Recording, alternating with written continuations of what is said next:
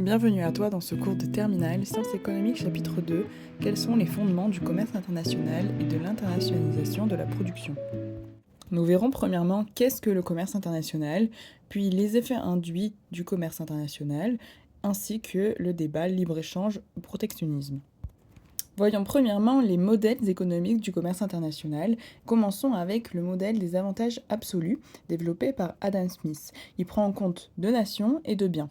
Chaque nation possède un avantage absolu dans la production d'un des deux biens, c'est-à-dire un niveau de productivité plus élevé et donc un coût de production plus faible pour un des deux biens. Le commerce international permet à chaque pays de se spécialiser dans la production pour laquelle il dispose d'un avantage dans la mesure où il peut se procurer le bien qu'il ne produit plus auprès de son partenaire commercial. Cette spécialisation permet une meilleure allocation des ressources qui se traduit par une augmentation de la production mondiale. L'échange génère des gains mutuels. Chaque nation, en se spécialisant dans le secteur où elle est la plus productive, puis en récupérant dans l'échange le bien qu'elle ne produit plus, dispose d'une quantité plus grande des deux biens. Prenons l'exemple connu du Portugal et de l'Angleterre et la production de vin et de drap. Ici, le Portugal dispose d'un avantage absolu dans la production de vin et l'Angleterre dans la production de drap, car ils ont besoin de moins de travailleurs que l'autre pays pour produire une unité. Ils ont donc intérêt à se spécialiser. Ainsi, la production totale s'accroît, car tous les travailleurs portugais, c'est-à-dire 190, produisent à présent du vin. Au total, on a 2,11 unités de vin contre 2 avant la spécialisation. Pareil pour le drap en Angleterre, on a 2,5 unités de drap contre 2 avant la spécialisation. Cependant, ce modèle exclut la possibilité d'échanges commerciaux lorsqu'un pays concentre tous les avantages absolus. Par exemple, si l'Angleterre avait un avantage absolu à la fois dans le vin et dans le drap, et pas le Portugal. David Ricardo conçoit le modèle des avantages comparatifs, pour montrer que deux pays ont toujours intérêt à échanger et à se spécialiser, même si un des deux pays est plus productif que l'autre dans la fabrication des deux types de biens. Le modèle des avantages comparatifs est un modèle qualifié de 2 fois 2 fois 1, puisqu'il met en jeu deux nations, deux types de biens et un facteur de production, le facteur travail. Le modèle repose sur la double hypothèse que les facteurs de production sont immobiles à l'international, mais parfaitement mobiles à l'intérieur de la nation. Concrètement, ils transitent rapidement et à faible coût d'une branche sectorielle à une autre ou d'un espace géographique à un autre à l'intérieur d'une même nation. Dans ce modèle, les décisions de spécialisation ne vont plus se fonder sur les écarts de coûts absolus entre pays, mais sur les écarts de coûts relatifs, c'est-à-dire le ratio entre quantité de travail pour produire une unité de bien A sur quantité de travail pour produire une unité de bien B. Chaque nation a intérêt à se spécialiser dans la production pour laquelle son coût relatif est plus faible que celui de l'autre pays. Ainsi, alors qu'un pays peut être privé de tout avantage absolu, il est potentiellement toujours détenteur d'un avantage relatif. Et donc la spécialisation est toujours possible. Chaque pays se spécialisant dans la production où il est relativement le meilleur ou le moins mauvais, l'allocation des ressources est améliorée et la production mondiale abondée par rapport à une situation d'autarcie. Reprenons notre exemple. Ici, l'Angleterre ne dispose d'aucun avantage absolu. Le coût relatif est plus faible dans le vin pour le Portugal, tandis que celui du drap est plus faible pour l'Angleterre. Pour Ricardo, ils ont intérêt donc à se spécialiser respectivement dans les productions où ils ont un avantage comparatif. Donc au total, la production est de 2,125 unités de vin et de 2,2 unités de drap, contre 2 unités de chaque bien avant spécialisation. Voyons maintenant le rôle des dotations factorielles. Les économistes Heckscher et Olin affinent la théorie des avantages comparatifs. Ils élaborent un modèle 2 fois 2 fois 2, mettant en jeu deux nations, deux biens et deux facteurs de production, capital et travail. Ils supposent que les facteurs de production sont parfaitement mobiles à l'intérieur des nations, mais immobiles à l'international. Les technologies sont identiques dans les deux nations, contrairement au modèle de Ricardo, il n'y a pas de différence de productivité entre les nations. Les préférences des consommateurs sont similaires au sein des deux nations, celles-ci se différencient uniquement par leur dotation relative en facteurs. Ce sont donc celles-ci qui vont permettre d'expliquer la spécialisation et le commerce international. Dans un pays où la main-d'œuvre est relativement rare et le capital relativement abondant, il sera donc plus avantageux de se spécialiser dans les productions de biens intensives en capital parce que le coût du capital relativement au travail y est plus faible. Et inversement, Ainsi, le théorème Heckscher-Ohlin nous dit que un pays dans lequel un facteur de production est relativement abondant exporte le bien relativement intensif en ce facteur. Ensuite, Stolper et Samuelson proposent un prolongement de ce théorème. Dans les pays, par exemple, se spécialisant dans le bien intensif en facteur travail. Alors, c'est la demande de travail qui va augmenter et celle du capital va diminuer. Il en découle une amélioration de la rémunération du facteur travail et une détérioration de la rémunération du facteur capital. La somme des travaux Heckscher, Ohlin, Stolper et Samuelson constitue ce qu'on appelle désormais le théorème HOS. Leontief procède à une évaluation empirique de ce modèle, sur la base des données du commerce extérieur des États-Unis de 1947, et il parvient à un résultat paradoxal. Alors que le facteur de production abondant aux États-Unis est le facteur capital, les données statistiques font apparaître que ces exportations sont moins intensives en capital que ces importations.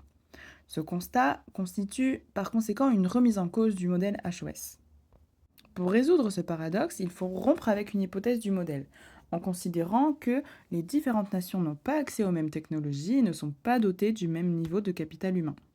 Dès lors, les productivités du travail diffèrent selon les pays. En effet, si les exportations des États-Unis en 1947 sont surtout constituées de biens intensifs en facteur travail, c'est avant tout parce que la productivité du travail américaine est à cette époque bien supérieure à la productivité du travail dans les autres pays. En corrigeant cela, le paradoxe disparaît. Les différences internationales de dotation technologique et de capital humain représentent par conséquent des sources importantes d'avantages comparatifs.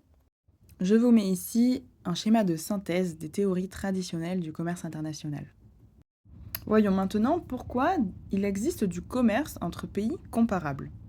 Premièrement, le commerce intra-branche, c'est-à-dire le commerce de produits similaires entre pays, occupe une place de plus en plus importante dans le commerce mondial. Cela signifie que des pays comparables en termes de niveau de développement échangent de plus en plus entre eux, phénomène que les théories traditionnelles que nous venons de voir ne savent pas expliquer. Les nouvelles théories qui se sont développées dans les années 80 sont nées de cette volonté d'expliquer ce type d'échange. Ces dernières reposent sur la concurrence imparfaite, qui intègre les produits différenciés et les rendements d'échelle croissants. Premièrement, la différenciation horizontale. Ce sont des produits différents de leurs concurrents, par la taille, la forme, la couleur, et de qualité et prix comparables. C'est une situation qualifiée de concurrence monopolistique. Chaque firme est en monopole sur un produit au sein d'un ensemble de produits différenciés horizontalement. La demande qui est adressée à leurs produits respectifs dépend non seulement du prix qu'elles pratiquent, mais aussi des prix des produits concurrents, qui sont certes différents, mais demeurent substituables aux yeux des consommateurs. Dans ces conditions, le commerce entre pays comparables s'explique donc par les différences de goût des consommateurs. Ces derniers recherchent une gamme étendue de variétés pour s'approcher au mieux du produit qui constitue leur idéal, un bien spécifique pour chacun d'eux. Même si deux nations se caractérisent par des dotations factorielles et technologiques proches, elles ont intérêt à échanger, parce que le commerce international augmente donc la satisfaction des consommateurs en mettant à leur disposition une diversité plus importante de biens et de services. Paul Krugman, prix Nobel en 2008, ajoute l'hypothèse de rendement croissant dans ses modèles de concurrence monopolistique. En autarcie, le nombre de firmes, les quantités produites et le nombre de variétés sont limités par la taille du marché domestique. Il y a un nombre limité de consommateurs dans une nation. Alors qu'avec l'ouverture au commerce international, les firmes peuvent accéder à beaucoup plus de consommateurs. Elles sont donc incitées à produire plus, à exporter, afin d'exploiter les économies d'échelle. Ainsi, la baisse des coûts unitaires leur permet d'accroître leurs recettes. De leur côté, les consommateurs bénéficient de prix plus bas et d'une plus grande variété à travers à la fois un effet d'échelle, mais également un effet pro-compétitif, qui diminue le pouvoir de marché des firmes domestiques. En fait, elles sont maintenant en concurrence avec les firmes des autres nations. Par ailleurs, les firmes peuvent également différencier verticalement leurs produits, en proposant des produits similaires, mais de niveaux de gamme différents. Cette différenciation permet d'expliquer pourquoi des pays comparables procèdent à des échanges croisés de produits similaires. Il faut noter que ce type de commerce intra-branche est compatible avec une analyse en termes d'avantages comparatifs. Les pays vont se spécialiser sur un niveau de gamme en fonction de leur dotation relative en travail et en technologie. Les modifications organisationnelles des entreprises, couplées à la baisse des coûts du commerce, ont conduit les firmes à fragmenter les chaînes de valeur, c'est-à-dire à scinder la réalisation d'un produit, de sa conception jusqu'à sa commercialisation en passant par l'assemblage et le marketing, en de multiples tâches qui ne seront pas réalisées dans le même pays, afin de bénéficier des avantages comparatifs des différents pays. Cette fragmentation de la chaîne de valeur génère le développement d'échanges intra-branches de produits semi-finis. Voyons maintenant que la possibilité de s'insérer dans le commerce mondial dépend de la compétitivité. Les exportations d'un pays sont essentiellement le fait des firmes les plus productives. Dans un pays, la proportion du nombre de firmes exportatrices est faible, par exemple 9% en France. Dans le modèle de Melitz, les firmes sont hétérogènes. Elles sont plus ou moins productives et se caractérisent par des coûts de production plus ou moins élevés. Lorsqu'une firme entre sur le marché, elle supporte un coût d'entrée irrécouvrable et ne sait pas à l'avance quel sera son niveau de productivité et donc de coût marginal. Si son coût marginal s'avère trop élevé pour fixer un prix permettant d'attirer des clients tout en faisant des profits, la firme réalisera des pertes et sortira du marché. Celles qui survivent à ce processus de sélection peuvent envisager de s'insérer dans le commerce mondial, mais exporter implique des coûts, en communication, en transport, en assurance, etc. Ce qui explique que les exportations se concentrent sur une minorité de firmes très productives. Ainsi, selon Meyer et Ottaviano, la capacité à exporter est réservée à un club restreint de Happy Few. En 2003, les 2 tiers des exportations françaises étaient réalisées par 1% des exportateurs, appelés superstars. Le commerce international exerce des effets différenciés sur les firmes en fonction de leur niveau de productivité. Les plus productifs voient leur part de marché et leurs profits augmenter, alors que les moins productifs disparaissent ou voient leur part de marché se réduire. Le commerce international engendre donc une réallocation de la main-d'œuvre des entreprises les moins productives vers les entreprises les plus productives, faisant augmenter la productivité moyenne et donc le bien-être moyen. Cette nouvelle forme de gain à l'échange ne s'explique pas par les différences entre pays, mais par la compétition internationale. Guillon, Bergeau, Lequin et Melitz ont analysé l'effet de la concurrence internationale sur l'effort d'innovation des firmes et donc sur leur productivité. Ils montrent que l'effet est différencié selon la distance à la frontière technologique des entreprises, c'est-à-dire l'écart entre le niveau technologique d'une entreprise et le niveau technologique le plus avancé du monde, la frontière. Le commerce agit sur l'incitation à innover à travers 2 effets, un effet taille de marché et un effet concurrence que nous avons vu plus tôt. Expliquons maintenant l'internationalisation de la chaîne de valeur. Jusqu'aux années 70, la forme d'organisation dominante est celle de la grande firme fordiste, qui intègre verticalement, dans la même entité juridique, les multiples activités de production. Dans les années 80, c'est la forme multidivisionnelle qui devient la règle pour les grandes firmes. Désormais, la firme est organisée en centres de profit autonomes. Chaque centre correspond à une entité juridique distincte qui prend en charge un segment de la chaîne de valeur. Cette nouvelle organisation des firmes acte le découpage de la chaîne en maillons et rend possible la localisation à travers le monde de chacun des segments du système productif, sur les territoires qui ont le plus d'atouts pour les accueillir. Ce mouvement s'est appuyé sur la libéralisation commerciale et financière, facilitant les flux de marchandises et de capitaux, mais également la baisse des coûts du transport et l'essor des technologies de l'information et de la communication, qui facilitent la coordination entre les firmes.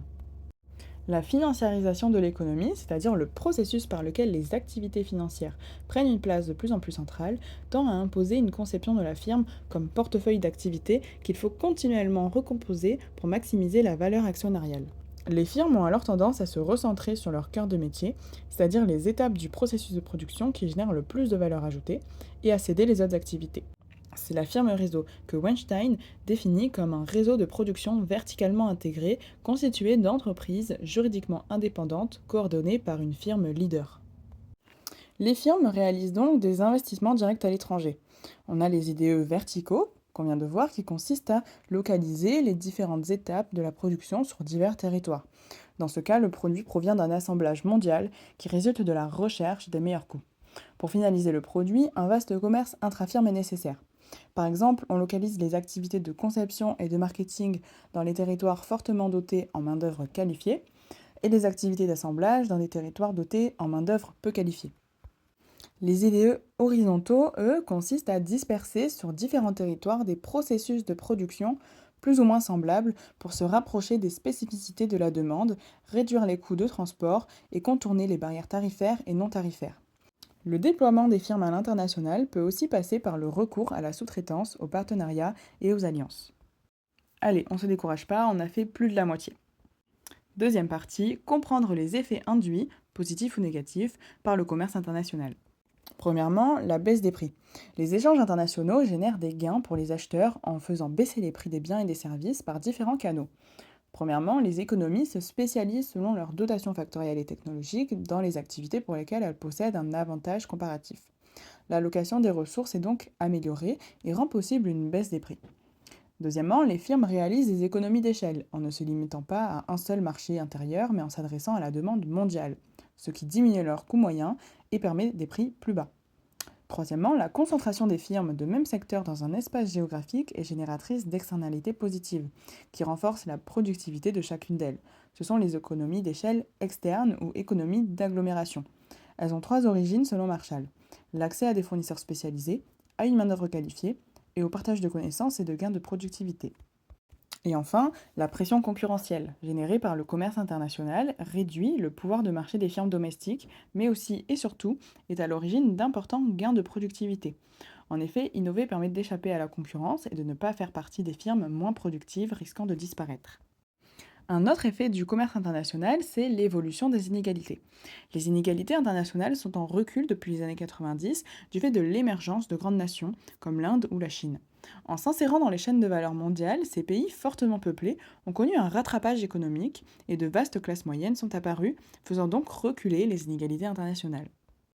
Par exemple, Milanovic montre qu'en l'espace de 2 décennies, les revenus par tête du 8e décile chinois ont rattrapé ceux du 2e décile américain, pourtant 10 fois supérieurs initialement. Les inégalités à l'intérieur des pays, quant à elles, croissent, aussi bien dans les pays développés que dans les pays en développement. Plusieurs modèles théoriques peuvent expliquer l'augmentation généralisée des inégalités internes. Feenstra et Hanson expliquent que la mondialisation, en fragmentant la chaîne de valeur, pousse les entreprises des pays riches à délocaliser les tâches peu qualifiées vers les pays à bas salaire. Cela réduit la demande de travail non qualifié dans les pays développés, et donc réduit les salaires et accroît les inégalités entre travailleurs qualifiés et non qualifiés dans les pays riches. Dans les PED, les inégalités sont également renforcées parce que la hausse de la demande de travail un peu plus qualifiée fait aussi augmenter le revenu de ceux qui possèdent quelques qualifications. Grossman et Rossi-Hansberg partent également du constat de la fragmentation de la chaîne de valeur pour expliquer la hausse des inégalités internes. Ils montrent que toutes les tâches dans les chaînes de valeur ne sont pas délocalisables. Ainsi, lorsque le recours à la sous-traitance internationale augmente, les emplois délocalisables sont pénalisés. Mais dans le même temps, les emplois non délocalisables, qui ne sont pas exclusivement des emplois qualifiés, tirent profit de la baisse des coûts et de l'amélioration de la rentabilité des entreprises. Par ailleurs, c'est aussi en interagissant avec le progrès technique que la mondialisation commerciale contribue à renforcer les inégalités à l'intérieur des pays. Par exemple, les nouvelles technologies de l'information et de la communication permettent aux offreurs de s'adresser à un marché planétaire et le développement des outils numériques rend possible une production à coût marginal presque nul. De ce fait, les meilleurs offreurs s'emparent de la quasi-totalité du marché et voient leurs revenus considérablement augmenter. C'est l'effet superstar décrit par Rosen. Enfin, le modèle centre-périphérie de Krugman enseigne que lorsque les barrières aux échanges sont faibles, l'activité économique a tendance à se concentrer dans les métropoles dynamiques au détriment des périphéries pour bénéficier des effets d'agglomération. La croissance des inégalités internes ne doit cependant pas être analysée de manière monocausale. Le progrès technique, biaisé en faveur des hautes qualifications, ainsi que les politiques publiques mises en œuvre par les États, occupent une place de choix dans l'explication du phénomène et interagissent avec les contraintes de la mondialisation. Dernière partie, libre-échange ou protectionnisme. Les perdants de la mondialisation expriment une demande politique de protectionnisme que l'on peut définir comme la mise en œuvre de barrières tarifaires ou non tarifaires destinées à limiter les importations pour favoriser la production nationale. Il existe plusieurs justifications économiques du protectionnisme. Weiner analyse les effets d'une union douanière, c'est-à-dire l'accord entre plusieurs pays pour éliminer les droits de douane internes et appliquer un tarif extérieur commun, sur le bien-être domestique. En observant les créations et les destructions de commerce, il démontre que cette forme de protectionnisme exerce des effets ambigus sur le bien-être. Si les créations de commerce l'emportent sur les destructions, le bien-être domestique croît. C'est l'inverse quand le solde est négatif. L'union douanière a d'autant plus de chances d'augmenter le bien-être domestique qu'il existe de gros écarts de compétitivité entre les pays de l'Union, que les tarifs douaniers étaient initialement forts, que les échanges entre les pays de l'union douanière étaient initialement élevés, et enfin que le tarif extérieur commun est inférieur à ce qu'il était avant la mise en place de l'union.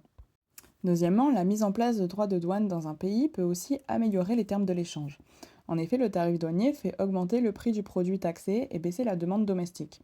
Si la demande domestique représente une part importante de la demande mondiale, le prix mondial va baisser. Cette baisse du prix mondial va compenser la hausse initiale sur le marché domestique et les consommateurs domestiques en tirent profit.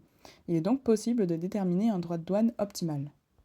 Troisièmement, lorsque les coûts d'entrée dans une activité sont très élevés, le marché est contrôlé par une ou quelques firmes qui usent de leur pouvoir de marché pour pratiquer des prix plus élevés que le prix de concurrence.